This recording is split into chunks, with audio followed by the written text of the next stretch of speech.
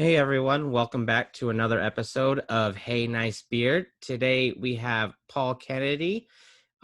He recently started doing freestyle and I wanted to interview him and see how he's liking it. Paul, how's it going? Good. How are you? Doing pretty good. So Yeah. why don't you tell us a little bit about yourself? All right. I currently live in Fort Worth, Texas. Grew up in the state of Maryland, though, just outside of DC. Been competing in the beer world for about maybe 5, 6 years now. It's like 2015, 2016, around there. So So you recently started doing freestyle category. yeah, I just took a stab at that with with all the online competitions going on right now. I figured that was a good chance to break into that. Dude, you've been doing more than just a stab at it. Like the first time I saw yours, I was just like, holy crap. And then I competed against you, and I took third to your second, and I was just like, "Oh, geez, this guy like." And I knew that you said that you were just like getting into it, and I'm like, "This guy's already like a solid competitor." Wow. Well, What made that's you? nice to hear. What made you decide to start doing it? Well, it's something I'd had an interest in for a while, because I've see it at all the competitions I've been to, and it just kind of was something kind of piqued my interest because I like to do creative things. I like to play around with stuff, so that's kind of seemed like a natural thing to fall into. So, when did your beard turn white? Oh, good God, probably my mid 30s actually started going white. I've always had facial hair. I used to just keep a short goatee and started dyeing it in my mid 30s because it was going white then. And then when I started growing it longer, probably about 2013, 14, I decided to step away from the dye. And I've been doing it so long that I had no idea how white it had gotten. So it was a shock when it first started growing out again. Like I was like, holy shit, I'm old. So, how long have you had your mustache going? Um, Probably about the whole time. Yeah, when I started in 2000s, like I said, 13, 14 is when I really started growing it out bigger, and that's pretty much had the mustache since then. It's been a couple different lengths throughout that. So when you're coming up with a freestyle, what's your creative process? Yeah, I'm still trying to figure that one out. Sometimes, a couple times I've sat down and tried to draw it out, what I thought it would come out to be, or I've looked online to see what other people have done and tried to see, what can I pick from this one or adapt from that one, and lay it out, and it ends up never being what I originally thought it was going to be. Once I get about halfway into it, I'm like, that's not going to work. Like my biggest fear was I didn't have enough beard to do it. That was one of the reasons I hadn't tried it up till recently. But then I found out like you can really stretch these things out. hmm Now, do you use a hair straightener before Yeah, you a couple start times doing it? I've used a flat iron to just kind of straighten it out in the blow dryer. Are, Depending on what I'm going for, what the look is. are you using any like high heat serums to protect your beard? I usually just put a little oil on first. I haven't tried the serums themselves yet. Just either oil or a balm ahead of time just to kind of prepare it, and then once I wash it out, I'll put a really deep conditioning mask on it and leave it on for a while, just kind of hmm chill it out again. So besides competitive facial hair, what other hobbies do you have? I'm in an older house here, so I'm constantly tearing stuff down and trying to put it back together. hmm Finding lots of little hidden surprises in the house. I just recently remodeled a bathroom, so I'm still getting through that. And then, just I putter. I like to do creative things, play with the yard, play with the dogs, play with the house. So you said you've been competing since about like 2015. Yeah. Who are some of the most memorable people that you could think of that you've met through competing? Well, when I first started, I was just doing the local competitions here in the Dallas Fort Worth area, and I think the first major competition I branched out to was actually the World's competition 3 years ago in Austin, and that's when I really got to see all the big names, and I was like a starstruck little girl running around that place, seeing everybody, like Arnie Bielefeld, Nate Johnson, Scott Metz, all those guys, all the big names that you've seen from the competitions. And Yeah, then, that was actually my first competition out of state yeah, was the World Championships, and I was the same way. I'm just like, oh my gosh, oh my yeah, it gosh, was so oh my gosh. starstruck. Turn around a quarter and walk into something, I'm like, oh shit. So, how many times have you placed in competitions? um, I don't have a count, but I've got a few. I've got a variety of things. When I first started competing, I started out doing the groom beard, the short beard category, and did that for probably about 2 to 3 years, and got several third, second, firsts in there. And then I started moving into the full beard style mustache when my beard started getting longer, and just kind of got a couple places this last year. Got first in LA last year, and then I got it in Austin this past February in that category. And then the freestyle just started with the online competitions. Mm-hmm. So, what's your favorite candy? My favorite candy, um, anything chocolate. Like I'm an M&M freak, and it doesn't matter which M&M. It's either the peanut butter or the peanut, the chocolate. I can just polish a bowl off of those. Have you tried the chocolate fudge M&Ms yet? I didn't really like those. I was super surprised by them actually. Yeah, I they kind thought of they have were a going to funny be texture weird. that I didn't care for. It's the little bit of brownie on the inside of it. Yeah, and it just kind of you don't expect that soft spot, and it throws Hmm. you off. How about your favorite drink? Favorite drink? I mostly drink water. I've been sober for a long time, so that's pretty much it's sparkling water is pretty much my go-to for everything. Yeah, I've just recently quit soda Uh-huh. and I don't really drink much anymore, so I like sparkling Yeah. water Yeah, all I the quit the way. sodas a few years ago, and now I can't stand them when I have one. So now, like, I've got Topo Chico in front of me right now. I got a Members Mark cherry limeade. Yeah, there you go.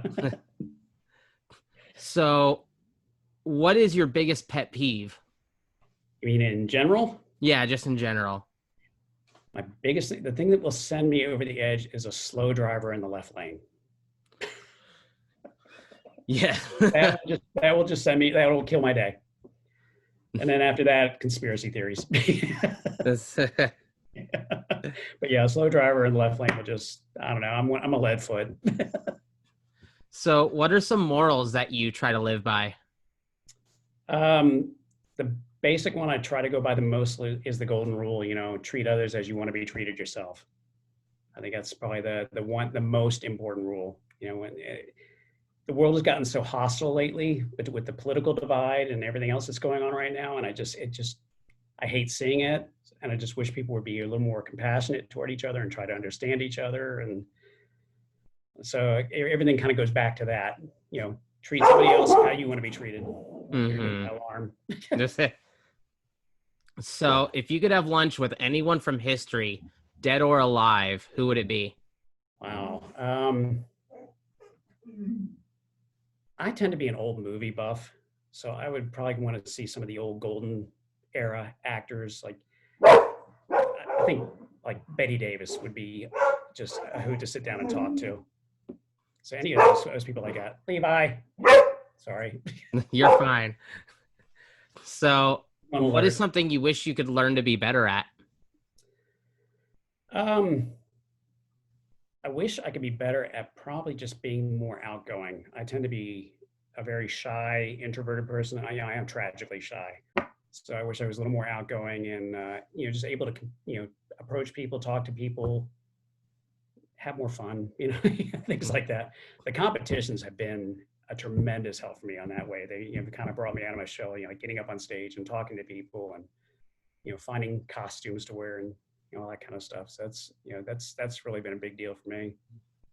Yeah, you were saying that you were at LA last year, right? Yeah, yeah. I had no idea that you were even there. Ah, yeah, And then yeah. I you got said it, first and in I'm just the like, full beard style. see, that was my category for the longest time. Oh, And eventually my beard got to the point where it's like, okay, I can start doing freestyle. So for like a solid 2 years, it was nothing but freestyle. yeah. And then the Portland competition came, and I was like, hey guys, put full beard styled mustache first, freestyle at the end, so I could compete in both. And then I ended up losing to you in full beard styled mustache. Yeah, there's a couple of the onlines I've started doing a couple different categories for the same reason, because if you've got enough time where you can spread it out, Mm-hmm. why not? So are What you else more of a are you doing on morning Saturday person? during the lockdown? Yeah, exactly. Like nothing better to do. Right. So are you more of a morning person or a night owl? I go back and forth on that one. I am probably my most productive in the morning, but I do like to stay up late and watch movies and TV and things like that, and just veg out. So I can go either way on that one. So do you have any odd talents? Not that I can think of. Um, I can move my eyes independently, I think. Oh yeah. I don't know if that counts as a talent or not, but I think it because like I just recently found out that I could do this one, oh, I can't do that. but I can't do it with the other side. Like just the one nostril I could suck in, but not the other one. All right, so I have some would you rather questions for you. Okay. Uh-oh. All right. Would you rather be able to open any closed door, locked or unlocked, or not be able to close any open doors? I like to explore, so I think I'd rather be able to open the doors. Okay. Would you rather have plants grow at 20 times their normal rate when you're near them, or for people and animals to stop aging when you're near them? Uh, I think the aging thing would be kind of cool. The anti-aging. All right. Would you rather feel like someone is following you, but no one is, or always feel like someone is watching you, even though no one is? That's about the same thing. Yeah. um, I think I'd rather have the following feeling than than having the watched feeling. Feeling watched just kind of creeps me out a little bit. All right. Would you rather have a clown only you can see that follows you everywhere and just stands silently in the corner watching you without doing anything to affect you? Or have a real life stalker that dresses like the Easter bunny that everyone can see? I absolutely hate clowns. They give me the absolute willies. I think I'd rather the stalker that everybody can see than a clown that I only see. All right. Would you rather wake up every morning with a new $100 bill in your pocket, but not know where it comes from? Or wake up every morning with a new $50 bill in your pocket and know where it came from? um, guess if where it came from was good or bad would be the difference on that one. So it's probably rather not know the 100. Yeah, just if I know the 50 is coming from a bad place, that wouldn't be a good thing. Yeah, just keep your mouth shut about it, not tell anyone. And then at that point, like you wouldn't need to work ever again if you're making $700 a week. Yeah, that'd be nice. All right, last would you rather question. Would you rather wake up each morning to find a random animal appendage has replaced your non-dominant arm, or permanently replace the bottom half of your body with an animal bottom of your choice? Where are you getting these from? The internet. um, I think I'd probably rather just go with the non-dominant arm. But let that one play around. With an octopus one day, a wing the next. Yeah. I mean, if I'm not using it anyway. All right, and the last question I have for you. Can you tell us a joke? I was afraid of this one. I never think of it. I saw a dumb one the other day. It was oh, how did it go? It was what happens when a limbo champion walks into a bar? I don't know what. He gets disqualified. All right. So, are you a member of any club or anything? Yeah, I'm part of the North Texas Beard Alliance, and then I'm also recently started working with or just playing around with the Texas Craft Whisker Club. Okay. Do you guys have I'm any working with both of events or those. anything you want to plug real quick? Yeah, the North Texas Beard Alliance is going to have their December in December. I think it's December 12th is the date. We were working at it, trying to get on, an in-person one, but it doesn't look like that's going to happen. So we are going to go online with it. We haven't got all the category lineup set up completely yet, but it'll probably follow along the lines of most of the others, where you submit a video and do it that. But it's right now it's scheduled for December 12th. All right. Awesome. Well, Paul, thank you very much for doing this. I really appreciate it. Appreciate it. And you have a good rest of your day. All right, you too. I All appreciate right. being on Thanks. here. Bye. All right. All right, so that was Paul Kennedy. He's with the North Texas Beard Alliance. Thanks again for watching, guys. Like, I know that my videos are kind of sporadic and all over the place, but that's kind of the way life is right now. I've actually been dealing with a few things, good things. Me and my girlfriend just got engaged. So the last like 5-6 days have been a little crazy. So hopefully I'll be able to get a more consistent schedule going with everything. But thanks again for watching. Like and subscribe, and have a good one.